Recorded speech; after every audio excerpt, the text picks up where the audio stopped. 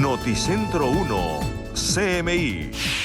Se entrega autor de brutal agresión en el Campín.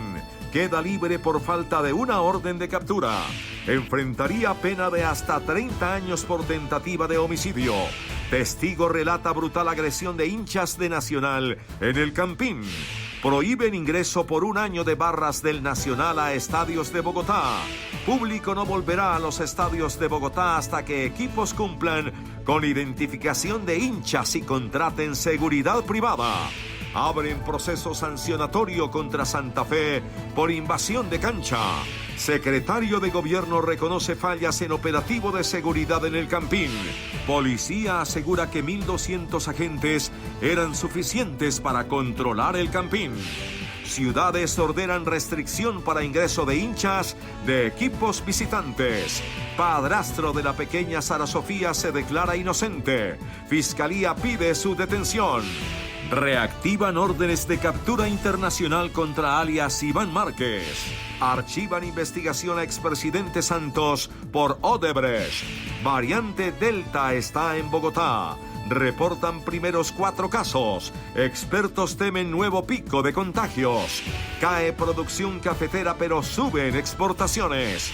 Futuro económico es incierto, dice Banco de la República. En el mundo, Estados Unidos prohibirá ingreso a viajeros no vacunados contra el COVID. OMS pide frenar aplicación de terceras y cuartas dosis de vacunas. Con Claudia Palacios y Margarita Ortega. Buenas noches. A esta hora la policía está atenta a la expedición de una orden de captura contra el joven Julián Mateo Molina, hincha del Atlético Nacional, quien agredió brutalmente a varios aficionados del Santa Fe en el Estadio El Campín. A pesar de que el joven se presentó en un CAI del occidente de Bogotá, quedó en libertad, ya que no existe ningún requerimiento judicial en su contra. Fuentes de la policía le contaron a este noticiero que fue la mamá del joven Julián Mateo Fonseca quien se acercó a un centro de atención inmediata en el occidente de Bogotá a entregar a su hijo. Sin embargo, los patrulleros que se encontraban en el CAI no lo capturaron por la falta de una orden de captura. El aficionado del Atlético Nacional, señalado de agredir físicamente a otros hinchas de Santa Fe, específicamente a uno que tuvo que ser remitido a centro médico, solo fue reseñado, pero no detenido.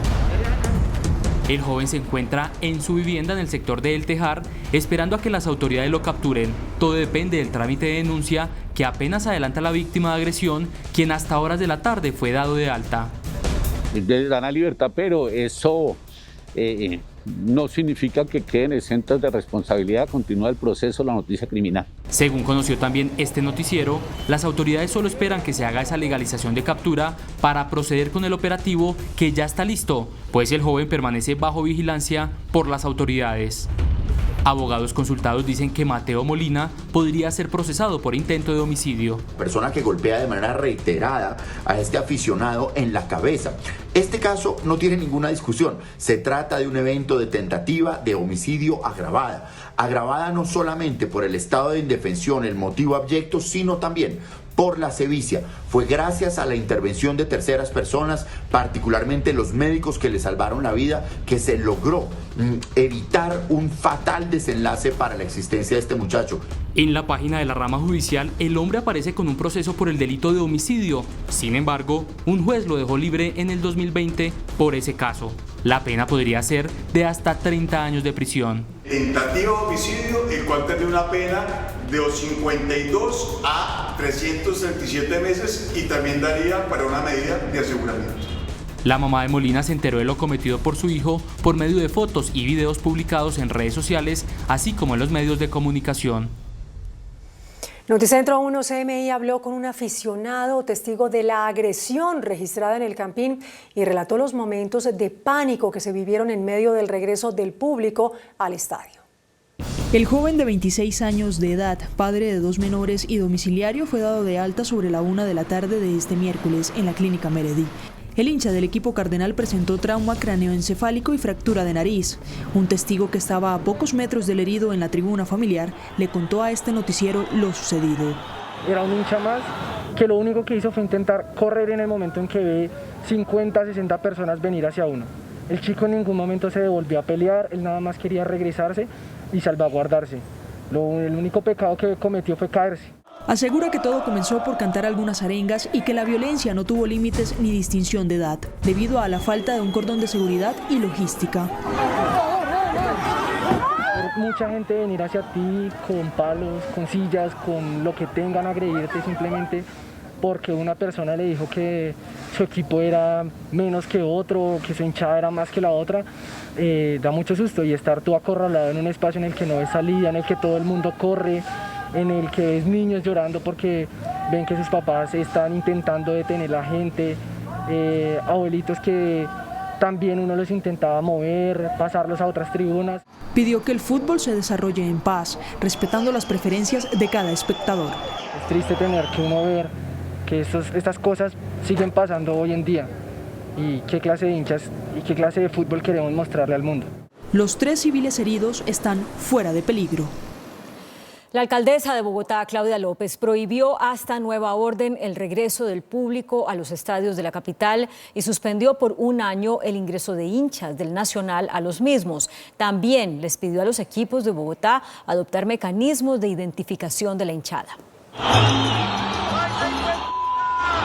Tras la violenta noche que se registró en el Campín, en su primer partido con público, la alcaldesa Claudia López prohibió el ingreso de hinchas a los estadios de Bogotá. El clásico capitalino se jugará a puerta cerrada. No habrá público en el estadio este sábado.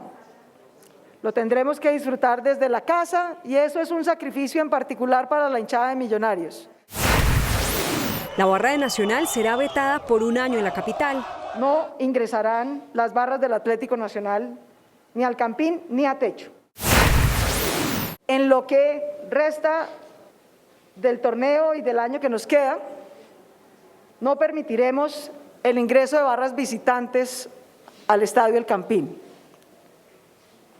ni a techo. El regreso de los aficionados al estadio estará sujeto a 4 condiciones que tendrán que cumplir los clubes de fútbol. Primero, garantizar el registro en la venta de boletas, de manera que identifiquen quién compra y quién entra.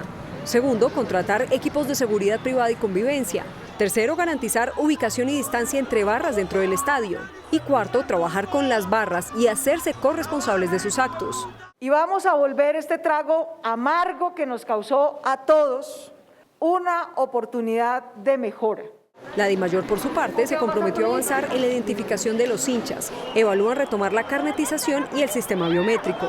Vamos a trabajar con los equipos de la DIMAYOR para que los violentos nunca más vuelvan a entrar a un estadio en el país. Vamos a identificarlos, vamos a trabajar con las autoridades para judicializarlos y una vez que eso se haga, vetarles la entrada de por vida a cualquier estadio en el país. Por la invasión del campo de juego y los problemas de logística, la alcaldía de Bogotá abrió un proceso sancionatorio contra Santa Fe. Los habitantes de los barrios aledaños al Estadio El Campín en Bogotá respaldaron la prohibición al ingreso de hinchas a ese mismo recinto. Pidieron mayor seguridad y sanciones severas para quienes alteren la tranquilidad dentro y fuera de las canchas. Habitantes del sector de Galerías en el occidente de Bogotá apoyaron la decisión de la alcaldía de restringir el ingreso de hinchas al estadio Nemesio Camacho El Campín. Es una bestialidad, una barbaridad. Esa vaina es para que suspendan la plaza como por 1 año, que no dejen entrar a los hinchas esos de ninguno de los 2 equipos durante 2 años. Dicen que la inseguridad aumenta cuando estos jóvenes se hacen en sus inmediaciones. Esto nos tiene desvalorizados los inmuebles. Esto, según es estrato 4, la zona es residencial y comercial de bajo impacto. Pero esto es una cuestión de venta de drogas y todo esto circula aquí como cualquier cosa. Entonces, esto en 20 años vamos a estar como el barrio Santa Fe, que ni la policía entra. Comerciantes dicen que podrían caer en la quiebra ante estos eventos. Los negocios se van a ver muy afectados porque estaban muy esperanzados en la reactivación económica que ellos tenían. Los chicos les falta mucha tolerancia al respecto y la falta también de policías adentro. Al menos 5 establecimientos fueron vandalizados durante la noche del día de ayer. Pues por su parte, líderes de barras organizadas de Santa Fe y de Millonarios rechazaron las restricciones generalizadas adoptadas por la administración de Bogotá tras estos incidentes de violencia registrados en el Estadio El Campín. Las medidas adoptadas por la Administración Distrital para ver el fútbol en la capital de la República fueron rechazadas por las barras organizadas que dicen no cometen actos violentos. Había 9.000 hinchas y hubo unos 50 o 100 que se pelearon. Entonces lo primero es individualizar. Mal haría Bogotá en este caso en castigar a todos los hinchas del fútbol, en cerrar el estadio, en prohibir la entrada de los hinchas, cuando solo fueron un puñado de ellos los que se comportaron mal. La medida mediática, la medida que todos quieren oír, ¿no? Más importante me parecen las otras medidas en las que por lo menos conmina a los clubes de fútbol en Bogotá a trabajar el tema de responsabilidad social empresarial con sus barras. Aseguran que con esta determinación pagan justos por pecadores. Mirar qué tipo de sanciones se les deben aplicar a estas dos organizaciones, pero los demás no, o sea, los demás no debemos ir en ese mismo tren en el que la alcaldesa quiere llevar estas sanciones para tener, como decir, un ejercicio de convivencia. Eso sí, rechazan los actos violentos protagonizados por hinchas de ambos equipos. No, es desacertado, es una vergüenza. La verdad, a mí me dio mucha tristeza. Yo soy hincha de Santa Fe desde los 4, 5 años. Insisten en que la administración no se puede lavar las manos y que debe hacer trabajo de campo en los barrios donde surgen los hinchas. En el Consejo de Bogotá, voceros de los diferentes partidos políticos anunciaron un debate por los hechos registrados en el Campín y cuestionaron a la administración por la falta de controles de seguridad en el estadio. En el Consejo de Bogotá alistan un debate de control político a la administración distrital por el caos vivido en el Estadio El Campín. El distrito tiene que explicar cuál fue la planeación en los protocolos de seguridad, cómo operó el PMU, por qué no había suficiente policía. A juicio de los concejales, la alcaldía subestimó el riesgo de un partido tipo A, advierten fallas en la planeación y en el dispositivo de seguridad. Si hay 1.200 policías, según el comandante de la policía, ¿dónde estaban los policías? La Secretaría de Seguridad no existe. Cambiaron el secretario de Seguridad y sigue la misma inseguridad en Bogotá. Pidieron a la alcaldesa asumir la responsabilidad política como jefe de la policía ante la evidente falta de autoridad. Tiene que asumir su deber constitucional como jefe y comandante en jefe de la Policía Distrital. La señora alcaldesa creo que se quedó corta en su organización para reaperturar los estadios de fútbol, sobre todo el Campín. Finalmente anunciaron un proyecto de acuerdo para hacer más estrictos los protocolos de ingreso al Campín. El secretario de Gobierno de Bogotá, Luis Ernesto Gómez, reconoció fallas en el dispositivo de seguridad en el estadio. Personas expertas en estos temas advirtieron que no se respetaron los protocolos para mantener distanciados a los hinchas del Santa Fe y del Nacional. Lamentablemente las cosas no salieron como se programaron. El secretario de Gobierno hizo un mea culpa tras lo sucedido en el Campín. El funcionario reconoció fallas en la logística y en el dispositivo de seguridad. En materia de boletería hubo fallas que tenemos que reconocer en la venta de boletería a personas que no hacían parte de los tribuna familiar o de abonados, y también se debe garantizar en todo momento un aislamiento por parte de la tribuna familiar, de la tribuna popular, que en el momento en que ingresaron y saltaron de la tribuna popular de Nacional, el dispositivo tanto de policía como logístico fue insuficiente para contenerlos. El funcionario explicó que se le dio continuidad al partido después de la pelea para ganar tiempo, mientras llegaban los refuerzos de la policía. Suspender el partido en ese momento implicaba también un desafío de violencia a la salida del estadio del Campín. Antonio Hernández fue director del Instituto de Participación y Acción Comunal y durante la administración pasada diseñó un protocolo para evitar la violencia en el estadio. Ese protocolo no se siguió al detalle y se ve en la forma en que separaron las tribunas, en la poca policía dentro del estadio. El partido se preparó mucho más desde la bioseguridad que desde la seguridad ciudadana. Insistió en la necesidad de revivir el sistema biométrico para la identificación de los hinchas en el Campín, que se implementó como piloto en la administración de Enrique Peñalosa. Por su parte, el general Eliezer Camacho, comandante de la Policía de Bogotá, aseguró que los 1.200 agentes destinados para la seguridad del Campín eran suficientes para garantizar la seguridad en el estadio. El general Eliezer Camacho aseguró que llevó al estadio la cantidad de policías que considera adecuada para controlar el público.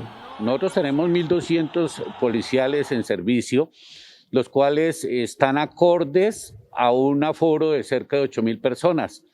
Ahí es muy importante que más que los mismos errores es el comportamiento social, un comportamiento supremamente difícil, y sería muy difícil que cada persona tenga un policial en dichos eventos. También aseguró que la policía no decide sobre la ubicación de los hinchas dentro del estadio. Los mismos organizadores habían ubicado hinchas de los dos equipos de forma familiar, y previendo ese mismo tema, que no iba a haber ninguna clase de agresión. El ministro de Defensa respaldó el trabajo de la policía y sugirió errores en el puesto de mando distrital. Aquí lo que tenemos que hacer es un llamado también a la alcaldía, de modo que en esos puestos de mando unificado tenga y valore otras acciones. Hace rato no se permitía venir equipos de otras ciudades y en el primero se permite, pues eso es una acción que debe valorarse.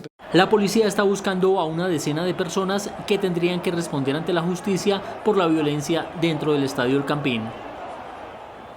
Entre tanto, la alcaldía de Medellín dijo que no es la primera vez que los hinchas del Nacional radicados en Bogotá provocan desórdenes en los estadios. Por eso, les prohibió su ingreso al Atanasio Girardot. El alcalde de Medellín, Daniel Quintero, anunció que los hinchas bogotanos de la barra del Atlético Nacional que vengan de la capital no podrán ingresar al estadio Atanasio Girardot debido a los disturbios que se presentaron en el estadio El Campín durante el partido Santa Fe Nacional. La barra de Nacional de Bogotá no va a poder asistir al estadio en Medellín. Esa es una barra con la que hemos tenido problemas también en la ciudad de Medellín. Tienen que pasar por un proceso de conciliación, de coordinación, de trabajo como se ha hecho en Medellín, y pues nosotros estamos muy dispuestos a acompañar todos esos procesos de trabajo conjunto. El alcalde dijo que esa misma barra ya ha causado problemas en Medellín y que la ciudad ya ha superado los conflictos de violencia por fútbol. La alcaldía de Medellín anunció que apoyará las labores de las autoridades de Bogotá para identificar a los hinchas responsables de los desmanes. Entre tanto, en Cali, las autoridades por su parte anunciaron que para los próximos partidos de fútbol solo se permitirá por ahora el ingreso de los hinchas locales. Carnet de vacunación y prueba PCR negativa hace parte de las medidas de bioseguridad que se exigirán a los hinchas del fútbol que regresarán este sábado cuando se abran las puertas del Estadio Pascual Guerrero por el partido que disputarán América y Once Caldas. Uso permanente de tapabocas durante el ingreso, durante el partido, durante la salida. Si se retira el tapabocas, puede ser retirado del estadio. 2. Mayores de 25 años deben de tener vacuna contra COVID, primera o segunda dosis. 3. Menores de 25 años deben de tener una prueba para COVID negativa. Para evitar que se registren desmanes y enfrentamientos, habrá también un dispositivo de seguridad especial dentro y fuera del estadio y no se permitirá el acceso de hinchas visitantes. No queremos que pase ninguna circunstancia de no convivencia, pero tampoco queremos la prohibición como ruta. Hay que construir una sociedad donde podamos ver el fútbol en paz. El aforo autorizado para el encuentro futbolero será de un 25%. En Barranquilla, las autoridades evalúan la conveniencia de permitir la presencia de hinchas de los equipos visitantes en el Metropolitano. Para el alcalde Jaime Pumarejo, los estadios no se deben convertir en lugares de agresiones. A pesar de que expresó tranquilidad y confianza en que no se presentarían hechos que lamentar en los partidos que se celebren en Barranquilla, el alcalde Jaime Pumarejo no descartó un acercamiento con las barras y evaluar si se permite o no el ingreso de aficionados visitantes cuando hayan partidos con equipos que tengan barras bravas. Tenemos que revisar esto con el equipo, con las autoridades y con las mismas barras. Barranquilla hasta ahora ha demostrado que sabe acoger a los visitantes, al público visitante, inclusive a las barras, y que se le delimita un espacio y que pueden ingresar y salir del estadio sin ningún contratiempo. Por el momento, como para el partido del próximo fin de semana ante Tolima, el aforo es del 40%, unos 17.000 aficionados, y se refuerzan las medidas de seguridad. No tenemos que contagiarnos de lo malo, sino más bien esperar y seguir esperando que lo bueno que hacen los barranquilleros más bien contagie a los demás. En Barranquilla se han desarrollado 2 partidos con público, uno de la Selección Colombia por eliminatorias y otro de Liga entre Junior y Envigado. Pero, ¿qué es lo que genera la violencia en los estadios de fútbol? ¿Es un fenómeno aislado o responde a causas estructurales de la sociedad? Hablamos con el profesor Luis Alejandro Díaz, quien ha dedicado su vida al estudio de este tema en Colombia y en el mundo. Luis Alejandro Díaz es un licenciado en literatura, profesor de la Universidad Javeriana y además filólogo, cuya tesis doctoral la hizo sobre la violencia en el fútbol. Asegura este experto que lo que sucedió entre las barras de Nacional y Santa Fe en el Estadio El Campín la víspera no puede mirarse fuera de un contexto de la crisis institucional por la que atraviesa la nación. Tratar de revisar la violencia en el fútbol sin mirar su contexto es un error. O sea, la violencia en el fútbol implica muchísimos actores afuera, lo que yo digo, familia, Estado, todo eso. Y manifiesta que el negocio del fútbol bombardea con publicidad a los hinchas que les llega directo al subconsciente. Cosas como que la camiseta del equipo del que son hinchas es su segunda piel y que por el equipo hay que hacer cualquier cosa. La publicidad que se hace a la hora de vender el negocio del fútbol, que es un producto que se consume, canales deportivos, marcas deportivas, clubes. Hay un bombardeo tal en cuanto al discurso que hay que tener para convencer a la persona que consuma el deporte, que no se miden en el momento de pensar todo lo que se les está diciendo. En ese sentido me parece que hay una responsabilidad social grande del Estado y de las empresas privadas porque no miden lo que están transmitiendo. Manifiesta que los hinchas que cometen estos actos violentos ven en el fútbol una válvula de escape para todos sus males. Casos similares de violencia en medio del fútbol, como los que han ocurrido en Inglaterra o en Argentina, han sido enfrentados por las autoridades con fuertes controles y sanciones que han permitido a esos países desterrar a los violentos de los estadios y permitir paulatinamente el regreso de las familias.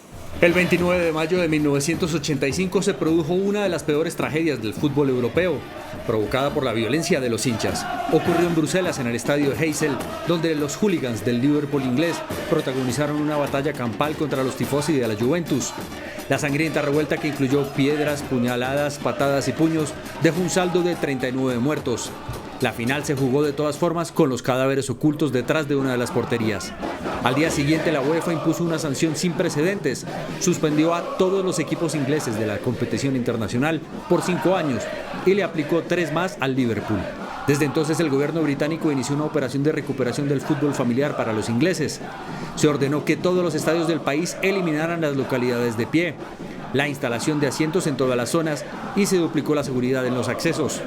La medida más polémica pero más efectiva fue la de prohibir el ingreso a los estadios de por vida a los líderes de los hooligans.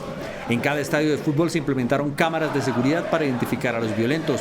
Para esto se acreditó a todos los asistentes al estadio. Además, se creó un grupo élite de la policía para erradicar las barras bravas. Esto concluyó con la sentencia de 50 líderes de los hooligans y la judicialización de más de 5.000 hinchas violentos. También se sancionó a los locales comerciales que permitían las reuniones de las barras bravas.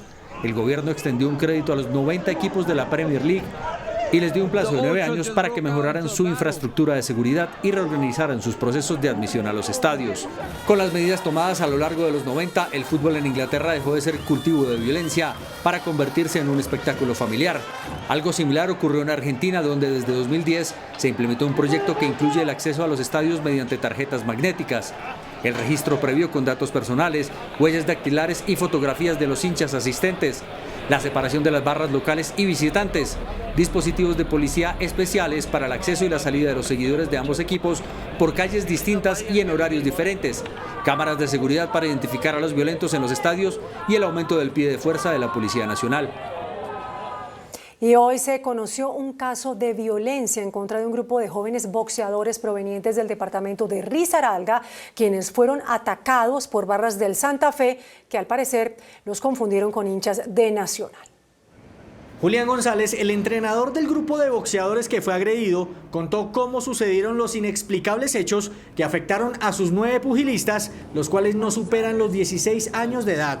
Cuando llegamos al hotel estamos descargando pues todas las maletas y en ese momento pues que estamos entrando al hotel llega un grupo de jóvenes que pues luego nos dimos cuenta que eran hinchas de Santa Fe a atacarnos pues porque veníamos con prendas verdes y blancas alusivas a la Liga de Risaralda. Uno de los afectados tuvo que ser valorado en la Dirección de Infancia y Adolescencia de la Policía en Bogotá con las huellas del brutal ataque en su cabeza. Así narró los momentos de terror. Andaban con machetes y cuchillos más que todo. Eso era lo que se vio y al final se escucharon disparos, pero no sabía la verdad de qué lado se escuchaban. Los delincuentes disfrazados de hinchas no se conformaron solo con golpear a los jóvenes deportistas.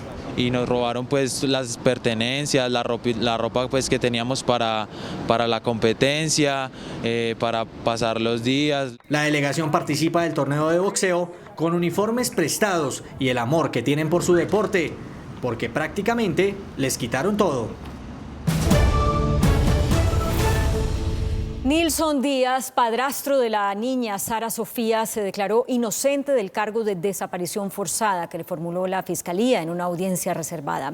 El ente acusador pidió que el hombre sea enviado a prisión nuevamente. Nilson Díaz, padrastro de Sara Sofía, fue vinculado formalmente a una investigación penal por el delito de desaparición forzada agravada, cargo del cual se declaró inocente. En una audiencia que se adelantó de forma reservada, el ente investigador le formuló cargos a Díaz nuevamente. Sin embargo, Carolina Galván no fue procesada y pidió el aplazamiento de la audiencia, dado que será asesorada por una nueva abogada. Esta audiencia se realizó luego de que una juez anulara todo el proceso contra estas dos personas por la misteriosa desaparición de Sara Sofía, pues estableció que hubo errores en el proceso por parte de la Fiscalía. En sus interrogatorios, las dos personas han mencionado que la menor falleció y su cuerpo fue arrojado al río Tunjuelito. Sin embargo, sus restos no han sido encontrados. Interpol reactivó 3 órdenes de captura internacional contra alias Iván Márquez, jefe de las disidencias de las FARC. Se tienen ya el general Jorge Luis Vargas, director de la policía, confirmó que se reactivaron órdenes de captura por homicidio agravado, desaparición forzada y reclutamiento forzado en contra del ex jefe guerrillero y ex negociador de paz de las FARC, Iván Márquez. Le hemos pedido de manera formal a la Oficina Central de Interpol en Venezuela que ubiquen y capturen a alias Iván Márquez, que se encuentra en Venezuela, para ser extraditado a Colombia y responda por estos delitos. Estos delitos fueron cometidos entre los años 2001 y 2002. La policía también está tramitando nuevas órdenes de captura por los delitos que habría cometido Iván Márquez después de que anunció su rearme hace 2 años. Por ser el cabecilla criminal de la organización narcotraficante Segunda Narcotalia, que delinque entre Venezuela y la frontera con Colombia. Por diferentes delitos, homicidio, concierto para delinquir, narcotráfico, tráfico de armas. El gobierno de Estados Unidos ofrece una recompensa de $10 millones por información sobre el paradero de Iván Márquez. En su primera comparecencia conjunta ante la Comisión de la Verdad, el ex jefe de las autodefensas, Salvatore Mancuso, y de las extintas FARC, Rodrigo Londoño, reconocieron ante la Comisión de la Verdad su responsabilidad por hechos ocurridos durante el conflicto y pidieron perdón a las víctimas.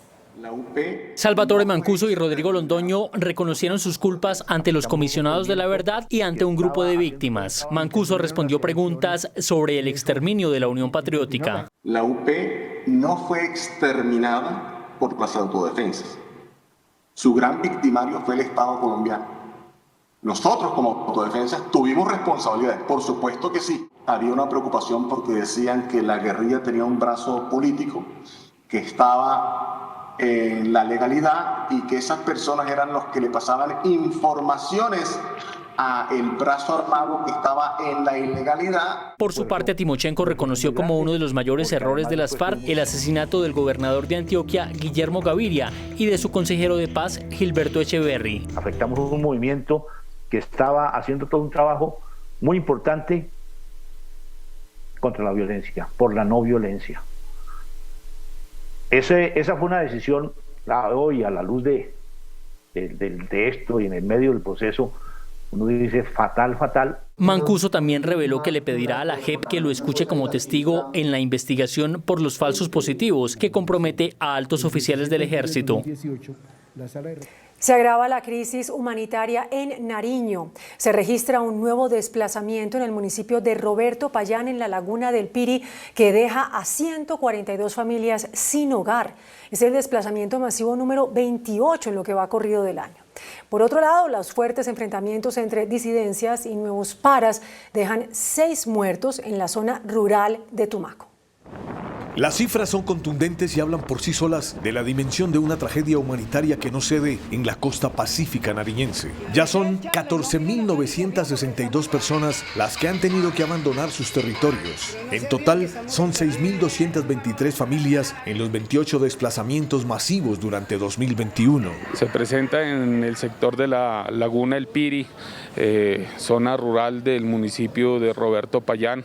son cerca de 142 las familias que se han desplazado, más de 250 personas que se registran en este nuevo desplazamiento. En los rostros de quienes lo han dejado todo atrás para salvar sus vidas se refleja el dolor que por estos días recorre el llamado Triángulo del Telembín. Solo en el municipio de Roberto Payán, desde mayo a hoy, han sido desplazadas 3.383 familias que representan 8.734 personas. De esos desplazados, más de 5.000 son menores de edad. La comunidad lo ha dicho, no tiene condiciones de retornar y esto genera unas condiciones que complejizan mucho más la problemática que se presenta en los sitios hasta donde se desplazaron las comunidades. Los enfrentamientos no paran y la crisis humanitaria crece. Se presentó una confrontación entre el grupo armado residual Oliver Sinisterra y los contadores, dejando como resultado 6 personas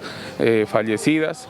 Estas fueron encontradas en el cementerio de Tumaco. El gobierno dice que ya asignó más tropas para la región para crear condiciones de retorno. Y así como actuamos en Ituango, seguiremos actuando en el Triángulo de Telembí y en el sur de Bolívar para garantizar que las personas puedan retornar a sus veredas. El retorno es el triunfo de la seguridad y en eso estamos comprometidos. Sin embargo, para los desplazados, la solución a la crisis va más allá del pie de fuerza. Piden intervención integral en la región y el cumplimiento de los acuerdos de paz.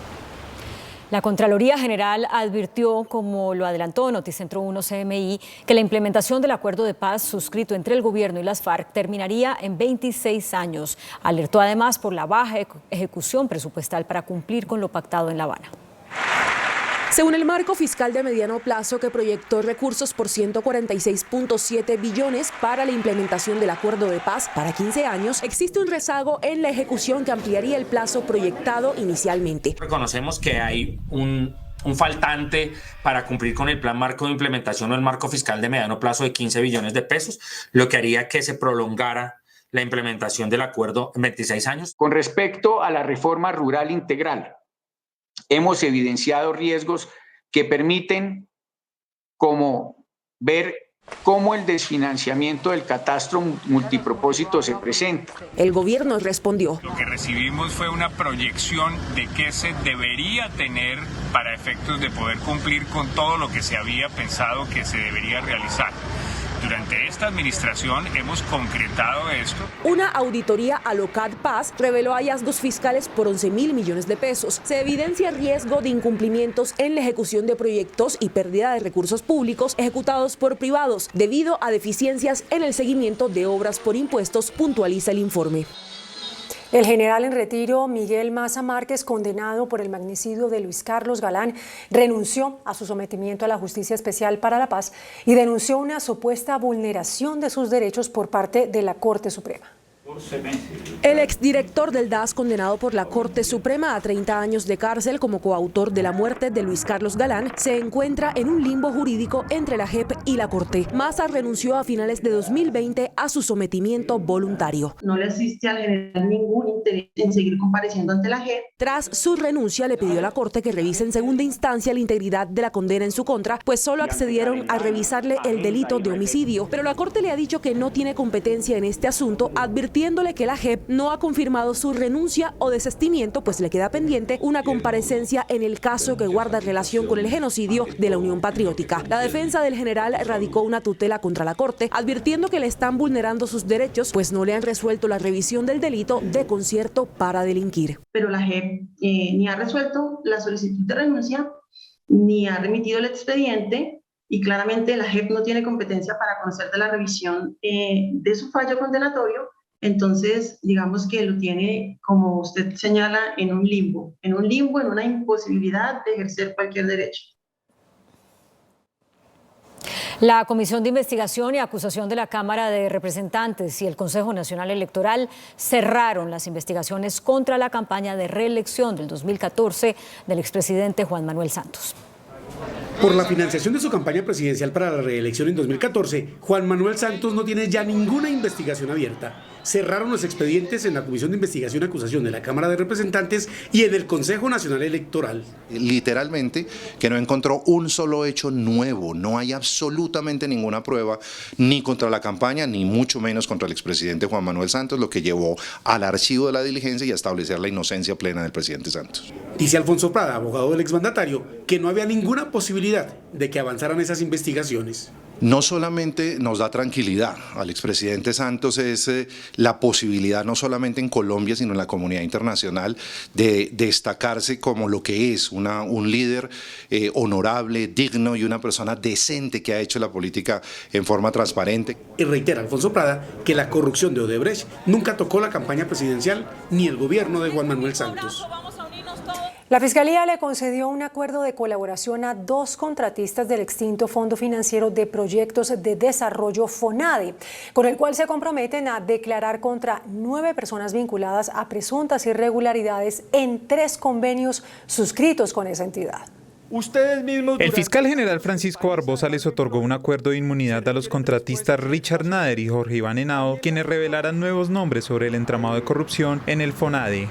Los testigos entregarán información a la Fiscalía sobre 3 contratos, un convenio de infraestructura en las cárceles, una interventoría sobre viviendas de interés social y un contrato para el mejoramiento del acueducto en Antioquia. Estos contratos habrían sido entregados a la medida a determinados contratistas por recomendaciones de senadores. Los testigos hablarán contra más de 9 personas, incluidos contratistas y los exsenadores Musa Besaile y Bernardo Elías. La defensa de uno de los contratistas, que es señalado por los testigos, se refirió al acuerdo. Era un testigo de cargo de la Fiscalía en el marco del juicio oral en contra del doctor Hugo Bula. No desarrolló ningún tipo de función u obligación relacionado con los contratos objeto de juicio. Los testigos tendrán que reiterar sus señalamientos ante los jueces y ante la Corte Suprema de Justicia.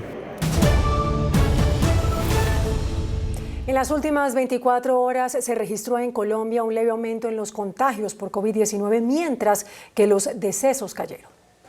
Suben los contagios y bajan las muertes por COVID-19 en Colombia. Según cifras oficiales del Ministerio de Salud, se detectaron otros 7.084 casos, detectados en su mayoría en la capital del país, con más de 1.500 en Antioquia y en el Valle. Los casos activos siguen bajando, en este momento 64.189. El total de contagios en el país llega a la cifra a 4.815.063. Las muertes registradas este miércoles, otras 211. El total de fallecidos en Colombia llega a 121.695. Recuperados aumentan con otros 7.000 para un total de 4.615.354. Y vamos con las cifras de los últimos días. El mes de agosto, el primero, 9.094 contagios, 275 muertes. 2 de agosto, 6.636 contagios, 218 muertes. 3 de agosto, 6.929 contagios, 268 muertes. Y hoy, 7.084 contagios, 211 muertos. La variante Delta circula en Bogotá desde principios de julio. Hoy la Secretaría de Salud confirmó 4 casos. Los pacientes ya estaban vacunados, lo que les permitió superar el virus. Este miércoles se confirmó la circulación de la variante Delta en la capital del país. 4 de las aproximadamente 300 muestras que hemos tomado y hemos realizado secuenciación genómica resultaron positivas para la variante Delta. 3 de los 4 contagiados con la mutación del virus estaban vacunados, lo que a juicio de las autoridades les permitió superar el virus. Al encontrar la variante Delta en una persona que ha llegado del exterior, confirmamos que hay presencia de la variante en Bogotá. Pero una de estas 4 personas no había viajado al exterior. Eso significa que se contaminó aquí. ¿Pero qué es la variante Delta y cuál es el riesgo para los bogotanos? Tiene un índice de transmisibilidad mucho mayor que las otras variantes. Si estábamos trabajando con variantes de alfa, gamma, que tienen una transmisibilidad entre 1 a 3 personas, con Delta podemos llegar a duplicar y hasta triplicar esa transmisibilidad. Y eso es la preocupación, porque podríamos llegar a tener una nueva ola. La denominada variante colombiana es la que predomina en Bogotá. El Ministerio de Salud reveló que en Colombia hay alrededor de 3 millones de personas mayores de 50 años que no se han vacunado, a pesar de contar con las dosis disponibles. Ya están en su búsqueda para inmunizarlos. Hoy en los puestos de vacunación predomina la asistencia de gente joven. Hay preocupación en las autoridades de salud porque hay 1 millón de mayores de 60 años y 2 millones de personas con más de 50 años que, a pesar de llevar varios meses habilitadas para vacunarse, no lo han hecho. La variante Delta está entre nosotros. Es una variante mucho más transmisora, es una variante mucho más de riesgo. La posibilidad de contagiarse es mucho más fácil y nos preocupa porque tenemos casi 3 millones de colombianos mayores de 50 años y con comorbilidades que no se han vacunado. Hasta ahora se han aplicado 28,6 millones de dosis de la vacuna contra el COVID-19. 12,5 millones de personas ya cuentan con el esquema completo. Esto representa el 25% de la población. Estudios en Estados Unidos indican que un 97% de hospitalizados o fallecidos por COVID-19 tuvieron disponible la vacuna, pero no se la pusieron. Juan Armando Rojas, Noticentro 1 CMI. La Federación Nacional de Cafeteros reportó una caída del 8% en la producción del grano durante julio, mientras las exportaciones recuperaron terreno. Los bloqueos y la situación de orden público le siguen pasando factura a la producción cafetera, que para el mes de julio registró 1.209.000 sacos, lo que refleja una caída del 8% frente al mismo mes del año anterior. A partir de mediados de agosto inicia la cosecha cafetera de segundo semestre, donde se espera revertir la tendencia. También se presentan algunas dificultades en transporte. Sigue habiendo grandes dificultades en los temas de fletes terrestres y en la disponibilidad de los servicios navieros. Por otro lado, lo que tiene que ver con las exportaciones, se presenta un repunte al lograrse evacuar gradualmente la carga de café represada durante mayo y junio por el paro. Sin duda, permite a productores y comercializadores aprovechar estos buenos precios internacionales del grano. Ya en julio se vendieron 1.229.000 sacos para un alza del 9%. La producción de café para este año se estima en 14 millones de sacos. El Banco de la República expresó que hay incertidumbre sobre el futuro de la economía debido a la pandemia, a la suerte de la reforma tributaria y a las elecciones del año 2022. El Banco de la República, a través de su gerente técnico, dio a conocer hoy el informe de política monetaria en el que revela las incertidumbres que rodean el futuro de la economía colombiana. La incertidumbre es enorme, entre otras, por lo que pueda pasar con la pandemia y por la vacunación. Pero no son la única fuente de incertidumbre, como lo mencionamos aquí. Hay otras fuentes de incertidumbre de índole política, fiscal, en el caso de las condiciones locales, en el caso de las condiciones externas, incertidumbre sobre la pandemia afuera. El éxito de la vacunación será clave para la reactivación económica. El avance en la vacunación es fundamental en tanto refuerza esa resistencia que la economía colombiana ha mostrado. El Banco de la República ratificó que su pronóstico de crecimiento, que para este año era de 6,5%, sube a 7,5%. El sistema de información de precios del sector agropecuario reveló una estabilización en los precios de los productos básicos de la canasta familiar en centrales mayoristas durante el último mes. Durante julio y principalmente la segunda quincena del mes se registró una estabilización en los precios de los alimentos, de acuerdo con el informe del Sistema de Información de Precios Agropecuarios SIPSA. La normalización después de los bloqueos durante el paro nacional ha permitido mantener la oferta, la cual creció 5,06%. Productos que estuvieron con altos precios han ido bajando paulatinamente, como los tubérculos, en especial la papa, al igual que las verduras y algunas frutas. Una caída importante en muchos de los precios mayoristas de los alimentos, situación que se ha venido manteniendo, profundizando en el mes de julio. Esto resulta favorable para los intermediarios, comercializadores y seguramente para los consumidores. Para el dirigente preocupa el ingreso al productor. Desafortunadamente afecta el ingreso de los productores de alimentos de nuestro país, que tanto le han cumplido a Colombia garantizando la seguridad alimentaria. El ingreso de alimentos está entre 6.500 y 9.000 toneladas por día en las centrales mayoristas. El índice de capitalización de la bolsa, que mide el comportamiento de las 20 principales acciones, cerró al alza. El informe bursátil. El índice selectivo MSCI Colcap de la Bolsa de Valores de Colombia subió 0,43% a 1.240 puntos. La acción preferencial de Bancolombia fue la que más subió, con una valorización de 2,85% a 28.490 pesos. La acción preferencial de Avianca fue la que más bajó, con una pérdida de 3,35% a 251 pesos con 20 centavos. La acción más negociada de la jornada fue la de Ecopetrol, al movilizar más de 18.000 millones de pesos, con una variación negativa de 2,14% a 2.564 pesos. El superintendente de Transporte, Camilo Pavón, anunció controles a las básculas instaladas en las diferentes carreteras para supervisar el peso de los vehículos de carga. Este miércoles se anunció por parte de la Superintendencia de Transporte y de Industria y Comercio la puesta en marcha de operativos de control sobre las llamadas básculas camioneras que pesan la carga de los transportadores. Allí se han presentado quejas que obligaron a los entes de vigilancia a tomar medidas para determinar el buen funcionamiento de estos instrumentos ubicados en los peajes. La medida recae sobre las concesiones y empresas contratadas por el Invías para su administración.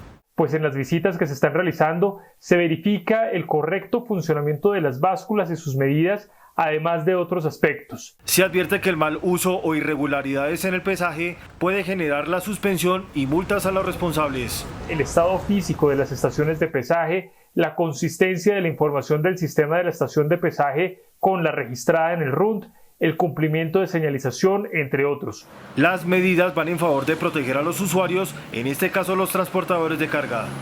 El dólar cerró a la baja. Indicadores económicos en Noticentro 1 CMI. La tasa representativa del mercado que regirá para mañana jueves será de 3.911 pesos con 36 centavos. Los profesionales del cambio compran la divisa en promedio entre 1.750 pesos y la venden entre 1.800 pesos. Un euro cuesta 4.620 pesos. La libra de café en Nueva York se cotizó a $1.75. El azúcar se transó en 17,93 centavos de dólar la libra. El barril de petróleo WTI se cotizó en $68.03. La referencia Brent para Colombia se cotizó en $70.30. Una acción de Ecopetrol cuesta 2.564 pesos. Noticentro 1 CMI presenta una empresa comprometida por Colombia. Como parte de su compromiso con la adopción de prácticas empresariales más amigables con el medio ambiente, el Banco de Bogotá presenta una nueva línea de crédito enfocada en la construcción de inmuebles. Con nuestra línea de crédito Constructor Sostenible buscamos incentivar la construcción de proyectos con estándares de sostenibilidad y brindar a nuestros clientes beneficios financieros para promover este tipo de proyectos, además de la exclusión de IVA y descuento de renta de hasta el 25% por un lapso de 3 años. Es así como los constructores que accedan a esta línea tendrán beneficios como el descuento en tasa de interés, crédito en pesos con tasa fija, desembolso preoperativo hasta el 10% del valor de crédito y diagnóstico sin ningún costo con la consultora SUMAP. Las personas que adquieren inmuebles construidos bajo esta línea de crédito también recibirán beneficios como tasas de interés preferencial y aprobaciones digitales en 5 minutos para crédito de vivienda y leasing habitacional, y podrán acceder al beneficio Fresh Biz por 8 años y al Fresh No Biz por 3 años. Banco de Bogotá cuenta con un robusto portafolio de productos y servicios verdes para llegar a todos los empresarios que han implementado políticas de crecimiento verde y buscan fortalecer su gestión de cara a los objetivos de desarrollo sostenible.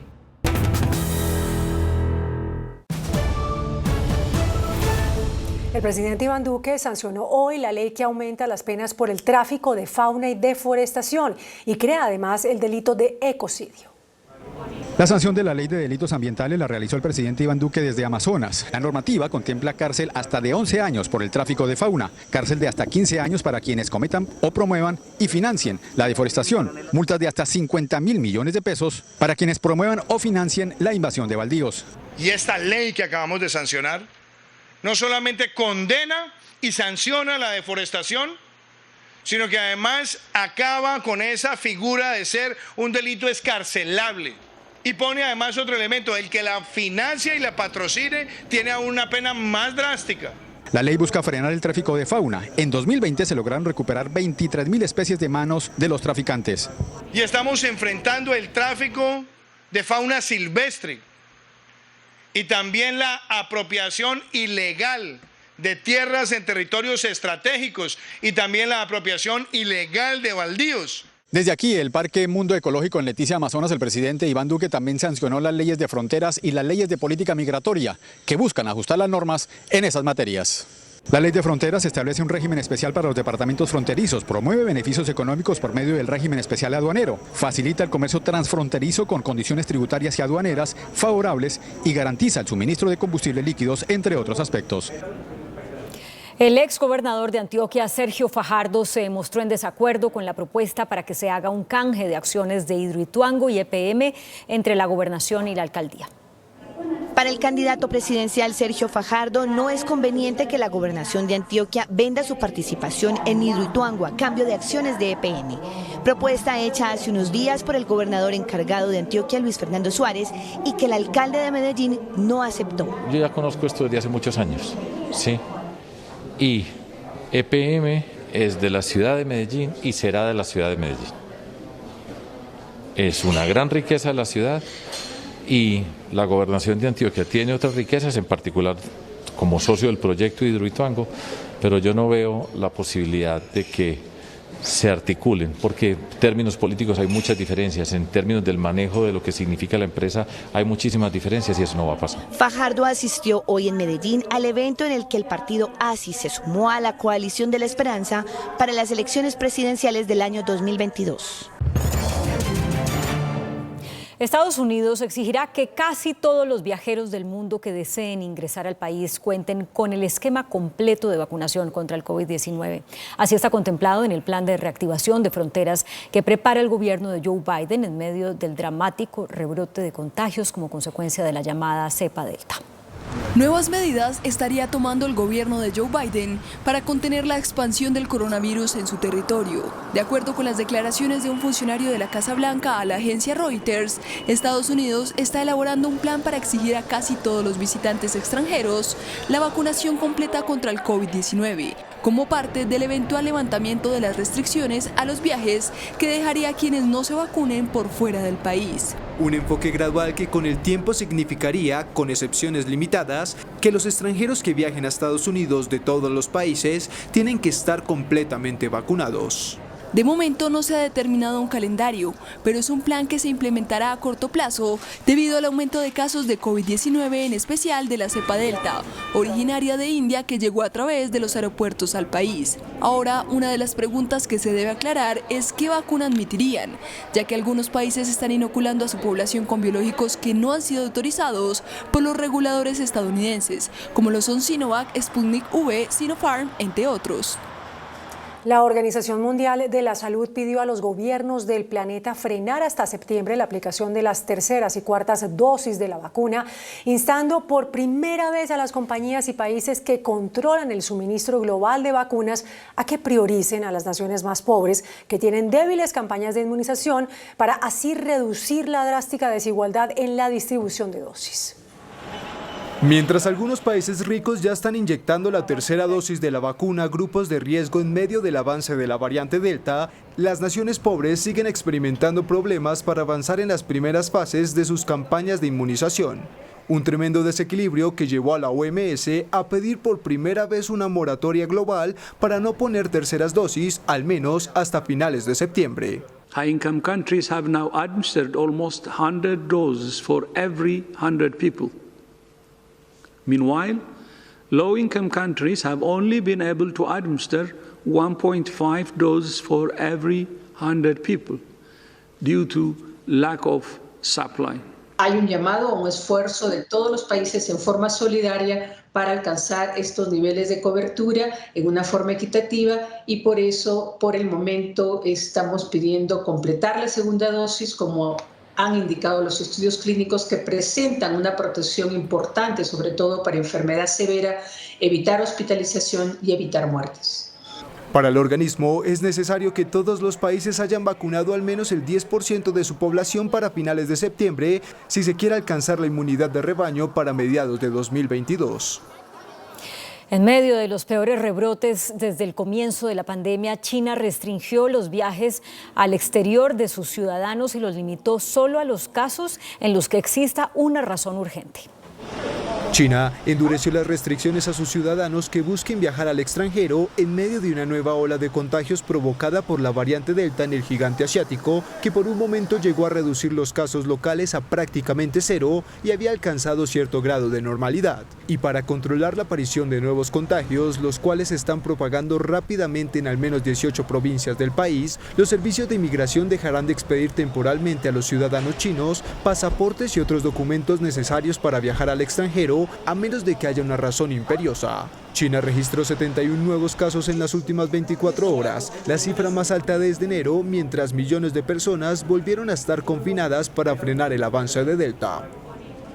El gobierno de Israel volvió a imponer el uso obligatorio de tapabocas en reuniones al aire libre y la reducción del trabajo presencial al 50% en el sector público. Igualmente instó a la población a vacunarse para evitar otro confinamiento total. Israel registró su número diario más alto de casos de coronavirus en los últimos 5 meses, después de que se confirmaron más de 3.800 contagios en las últimas 24 horas, una cifra que no se registraba desde marzo pasado y que tiene en máxima alerta al gobierno de Naftali Bennett, que reimpuso algunas limitaciones para frenar el brote, como el uso obligatorio de tapabocas en reuniones al aire libre de más de 100 personas y la reducción del trabajo presencial al 50% en el sector público. También se pidió a la población vacunarse y cumplir las nuevas restricciones para evitar otro confinamiento, mientras se sigue aplicando una tercera dosis de refuerzo a las personas mayores de 60 años. El presidente de Estados Unidos, Joe Biden, retomó una promesa de su campaña: darle prioridad a la reforma migratoria que está estancada en el Congreso. El mandatario buscará que sea aprobada sin la ayuda de los republicanos. El mandatario Biden recibió en la Casa Blanca una docena de líderes latinos con los que abordó desde la reforma migratoria hasta la economía en un intento de mejorar su relación con los hispanos, que le votaron en una proporción menor que lo esperado en las elecciones de 2020. Doubling down on their commitment to getting citizenship through for millions of people via reconciliation. El gobierno de Estados Unidos planea incluir una solución para los indocumentados en el paquete de gasto social de $3,5 billones que impulsan en el Congreso los demócratas, que quieren aprobar mediante un mecanismo conocido como reconciliación, que les permitiría prescindir de votos republicanos. La propuesta de los demócratas abriría una vía a la ciudadanía para los Dreamers, jóvenes que llegaron al país siendo niños, además de millones de indocumentados que han sido considerados trabajadores esenciales durante la pandemia. En un hecho sin precedentes, México presentó una demanda contra fabricantes de armas estadounidenses por su presunta participación en tráfico ilegal de las mismas, algo que ha disparado los indicadores de violencia en el país. Ante una corte federal de Boston, el gobierno mexicano interpuso una inédita demanda civil contra 11 empresas que fabrican y venden armas en Estados Unidos, a las que acusa de negligencia por facilitar el tráfico ilícito y detonar así la violencia en el país. Argumentan que entre el 70 y el 90% de las armas recuperadas en escenas del crimen provienen de esa nación, por lo que piden una compensación de al menos $10.000 millones por los daños causados. Más de 50.000 armas se trafican cada año de Estados Unidos a México y son responsables de 17.000 homicidios anuales. La demanda se presenta cuando México ha registrado los 2 años más violentos de su historia. Sigue la represión en Nicaragua. El gobierno de Daniel Ortega arrestó a Berenice Quesada, la ex reina de belleza que recientemente oficializó su postulación a la vicepresidencia. Fue acusada de apología del delito e incitación al odio. Sigue la campaña de detenciones del gobierno de Daniel Ortega, que ordenó el arresto domiciliario de Berenice Quesada, la primera candidata opositora oficialmente inscrita a la vicepresidencia de Nicaragua y quien fue inhibida a postularse a cargos públicos de elección popular, según denunció el partido opositor Ciudadanos por la Libertad. Quesada era la fórmula del exguerrillero Óscar Sobalbarro y se convirtió en la más reciente víctima de la ofensiva judicial lanzada por Ortega de cara a las elecciones de noviembre, apenas unas horas después de anunciar su candidatura, acusada de apología del delito e incitación al odio, cargos similares por los cuales ya al menos 30 opositores han sido detenidos por el régimen sandinista, entre ellos 7 aspirantes a la presidencia, mientras Ortega busca reelegirse por 4ª vez.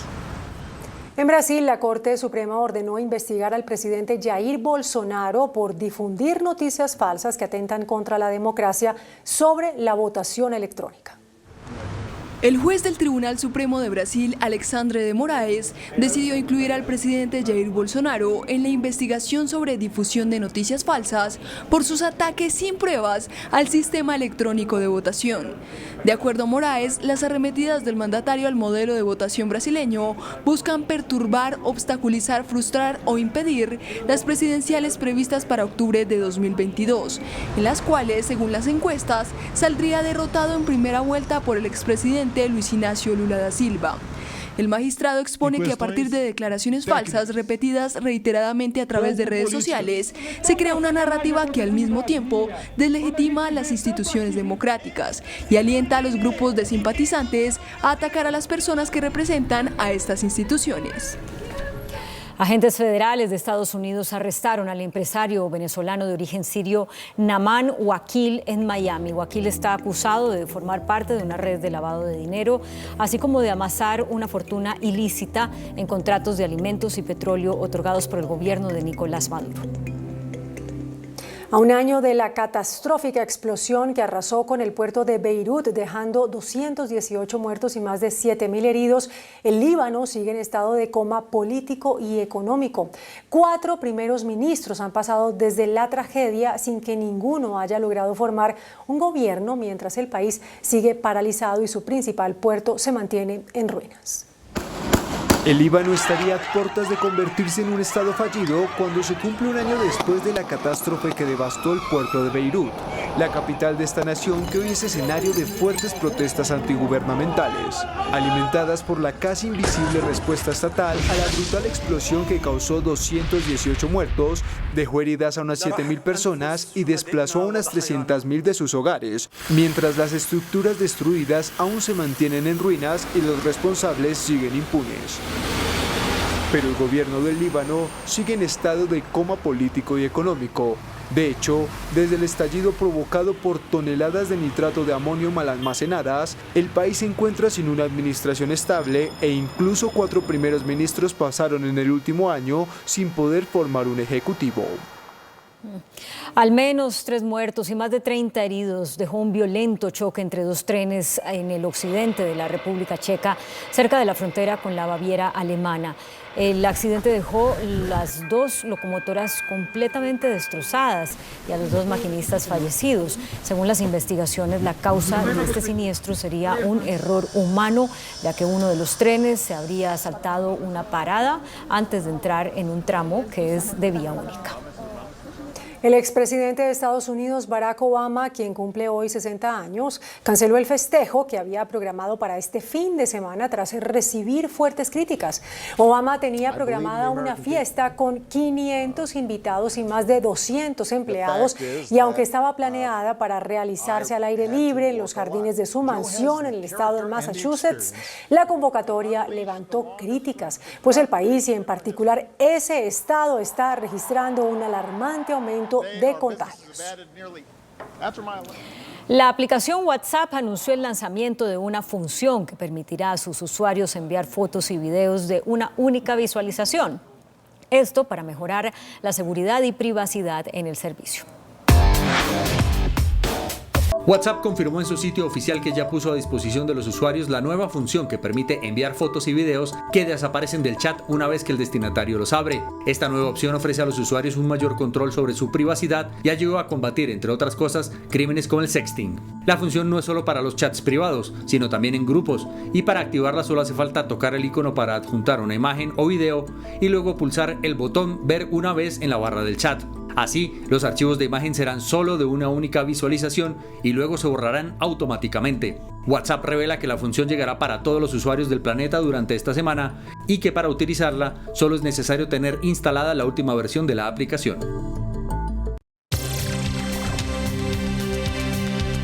Hoy para Entrevistas Canal 1 invitamos al alcalde de Pereira, Carlos Maya, por ser el primero de los dirigentes elegidos popularmente que logra un acuerdo con la llamada Primera Línea, que como sabemos ha protagonizado bloqueos de vías que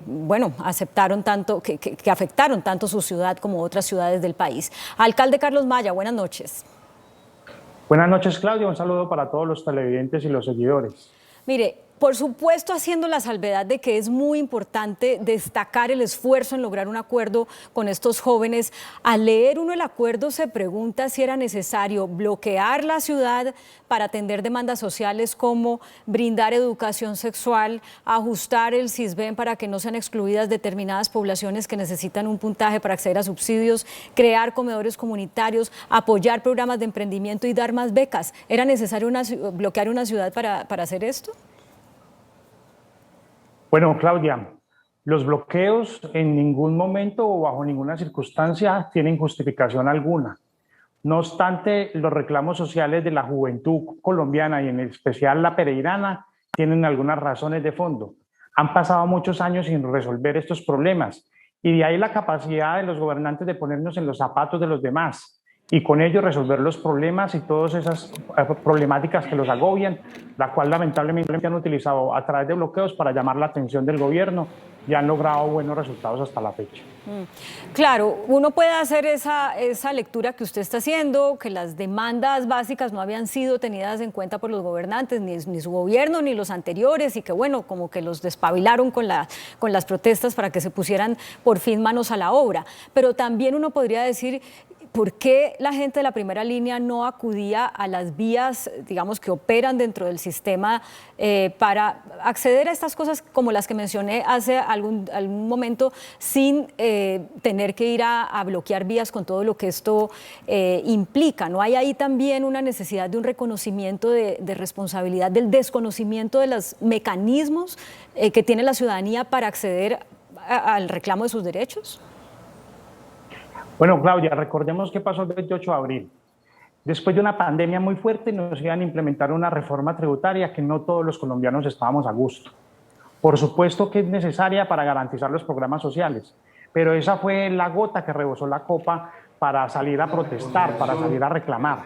Y después de estas protestas y muchas conversaciones y diálogos, el gobierno nacional ha aceptado entregar educación pública gratuita para educación superior en todos los estratos socioeconómicos, en especial en los estratos 1, 2 y 3. Eso es importante reconocer ese logro producto de las marchas. Por supuesto que tenemos muchas complejidades después de este paro nacional, no estamos de acuerdo, creemos que los derechos de los manifestantes terminan cuando empiezan los derechos de los demás, pero también es importante reconocer que se necesitaba un llamado de atención de esas características para garantizar la atención tanto del gobierno nacional como de los gobiernos locales. Ahora, alcalde, esto cuesta una plata y necesita un despliegue, una capacidad operativa importante para cumplirles a los jóvenes lo que usted firmó. ¿Usted tiene esos recursos? ¿Usted tiene esa capacidad? Porque si no la tiene, pues la posibilidad de que ellos mismos vuelvan a bloquear en el corto y mediano plazo, pues está como si no se hubiera hecho nada. Bueno, allí hay compromisos de corto, de mediano y de largo plazo, pero también allí hay compromisos donde son los compromisos locales, pero también hay compromisos regionales y compromisos nacionales. En este ejercicio que acabamos de hacer, revisamos toda la historia de Colombia, en donde se estableció con claridad que no es necesario acudir a la violencia para garantizar y solicitar sus reclamos ciudadanos y conseguir resultados al respecto. Estas mesas de negociación han venido dando un buen resultado y esperamos con ello parar la violencia en las manifestaciones que vienen sucediendo en la ciudad de Pereira. Alcalde, hemos hablado con dirigentes gremiales que nos han dicho que están satisfechos con el acuerdo, que consideran que está bien haberlo hecho, pero hay una realidad y es que las pérdidas para el comercio por los bloqueos pues ya están ahí, nadie responde por ellas y queda un poco esa preocupación de si se está mandando el mensaje de que cualquier otro grupo de personas que considere no sé, pedir determinados derechos a los que en efecto tiene derecho, pues pueden acudir a este tipo de vías para lograr que por fin les pongan atención. ¿No le da temor a usted que el acuerdo propicie eso? No, Claudia, revisemos varios aspectos. La ciudad de Pereira ha hecho un ejercicio muy interesante para racionalizar los impuestos y llevarlos a 0 pesos para el caso de los contribuyentes, comerciantes, microempresarios y emprendedores de la ciudad de Pereira. Esos impuestos que vamos a llevar a 0 pesos serán para el año 2021 y el año 2022. Se van a beneficiar más de 17.000 empresarios, emprendedores, microempresarios. Por supuesto que hay muchas pérdidas, por supuesto que hay muchos reclamos ciudadanos y sociales y nosotros tenemos que trabajar para atenderlos. Debemos cambiar las prioridades del gobierno local y el gobierno nacional para garantizar la solución de los problemas sociales que agobian nuestro país y que después de muchas décadas están aún sin resolver. Pero entonces, cuando usted dice que cambiar las prioridades, ¿qué cosas que usted iba a hacer dentro de su plan de gobierno ya no va a hacer para poder cumplir con el acuerdo? Bueno, hay algunas cosas que se van a hacer, muchas vías para garantizar la movilidad. El enfoque no deberá ser ahora en infraestructura, sino que por el contrario deberá ser un enfoque demasiado social, con muchos componentes sociales para cambiar las características. Pero ese esfuerzo no solamente lo debemos hacer nosotros, lo debemos hacer todos los colombianos y todos los gobiernos del país para garantizar, por supuesto, que ellos tengan acceso a la educación, pero al mismo tiempo a un servicio de salud que esté a la altura de sus expectativas, humanizando el sistema de salud, pero al mismo tiempo de programas sociales de implementación pendientes en materia de recreación, deporte y cultura, entre otros aspectos. Alcalde, en la firma del acuerdo estuvieron presentes miembros de las primeras líneas de otras ciudades. Quiero saber si usted ha hablado con colegas alcaldes de otras ciudades y si hay, digamos, un avance de emular en otras ciudades un acuerdo como el que usted logró con la primera línea en Pereira. Bueno, Claudia, como bien lo decía, nos acompañaron primera línea del municipio de Dos Quebradas, de Cartago, de Bogotá, de Barranquilla y de Soacha. Ellos vinieron a revisar el ejercicio que se está adelantando en Pereira, que es un ejercicio de largo aliento, que es bien complejo, y ya varios alcaldes me han manifestado la posibilidad de revisar los asuntos entregados y contemplados en nuestros acuerdos para avanzar en acuerdos también en otros territorios del país. Por ejemplo, ¿cuáles, alcaldes? Bueno, yo acabo de hablar también con el alcalde de Manizales, con los alcaldes de los municipios circunvecinos, ya había tenido la posibilidad de conversar con el alcalde de Cartago. Es un ejercicio muy interesante en donde todos también tenemos que responder por los asuntos del gobierno para garantizar el impacto de las políticas sociales en los cambios, en las transformaciones que los jóvenes vienen reclamando. Alcalde, ¿qué hablaron ustedes o qué contempla el acuerdo para, digamos, también dejar satisfechas a las personas que de una manera legítima exigen judicializaciones? Hay quienes consideran que quienes bloquearon deben ser penalizados por el impacto negativo irreversible de los bloqueos en el acceso de la gente a la salud, a la libre movilidad, entre otras cosas. Y hace unos días produjo preocupación en algunos sectores que un juez de su ciudad dejara en libertad a 7 jóvenes de primera línea que, según la Fiscalía, participaron en hechos como quema de buses, hurto, violencia contra servidor público, etcétera. ¿Algo acordó usted con la primera línea para que las personas que protagonizaron esos actos de violencia no queden, digamos, cobijadas por un acuerdo como personas que no han cometido ninguna ofensa a la sociedad? No, Claudia, es importante esclarecer ese punto. Nosotros no negociamos la comisión de delitos por parte de la primera línea. Las personas que hayan cometido delitos deben ser juzgados y judicializados. En el mismo sentido, si la policía irrespetó y violó los derechos humanos, también deben ser investigados y judicializados, tanto de un lado como del otro. Nosotros, en el acuerdo contemplado y celebrado entre las partes, no negociamos la posibilidad de no atender los requerimientos de la justicia. Por el contrario, lo que acordamos es garantizar menos vandalismo, cero vandalismo para la protesta local, y con ello, si van a seguir alzando su voz de protesta, sea en función de respetar los derechos de los demás. O sea, ¿es posible que haya personas que firmaron el acuerdo, que se digan miembros de la primera línea, que terminen teniendo que pagar ante la justicia porque hay investigaciones contra ellos y el acuerdo no los libera de ellas? ¿Sí? Claro, Claudia, yo en ningún momento puedo negociar aspectos con la justicia porque yo represento al Poder Ejecutivo del Poder Público y yo no hago parte del Poder Judicial.